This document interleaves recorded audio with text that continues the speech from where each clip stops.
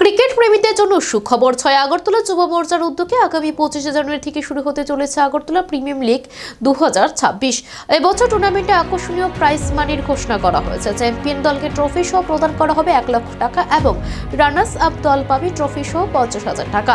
কুমারী টিলা racing training মাঠে আয়োজিত এই প্রতিযোগিতায় অংশ নিচ্ছে মোট 32টি দল। মঙ্গলবার টুর্নামেন্ট কমিটির পক্ষ থেকে এক সাংবাদিক সম্মেলনের আয়োজন করা হয়। সেখানে প্রতিযোগিতার নিয়ম কানুন ও আয়োজন সংক্রান্ত বিস্তারিত তথ্য তুলে ধরা হয়। সাংবাদিক সম্মেলনে উপস্থিত ছিলেন 6 আগরতলা যুব মোর্চা সভাপতি Sanjay Ghosh, mayor in council Hiralal Debnath সহ অন্যান্য বিশিষ্ট ব্যক্তিবর্গ।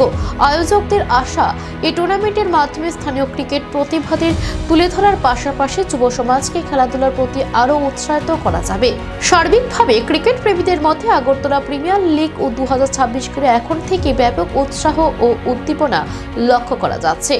আমাদের বিষয় হচ্ছে যে গত বছর আমাদের একটা টুর্নামেন্ট হয়েছিল এবং সেই টুর্নামেন্টের মাধ্যমে আমরা এবার চাইছি নতুন করে এবং নতুন উদ্যোগ নিয়ে আরো 6 আগরতলা বিধানসভা কেন্দ্রের যুব মোর্চা এবং অন্যান্য যে মোর্চাগুলি আমাদের আছে, বিদেশি মোর্চা, অন্যান্য সবার সহযোগিতা নিয়ে এবং আমাদের 8টা এখানে ওয়ার্ড আছে, যার কর্পোরেটর যারা আছেন ওনাদের সহযোগিতা নিয়ে একটা বিশেষ উদ্যোগ আমরা নিয়েছি যে 25 তারিখে আমরা এই টুর্নামেন্ট শুভারম্ভ হবে। সেখানে মোটামুটি আমরা হিসাব করে দেখেছি যে ওখানে 30 থেকে 32টি দল অংশগ্রহণ করবে। সেই অংশগ্রহণ যারা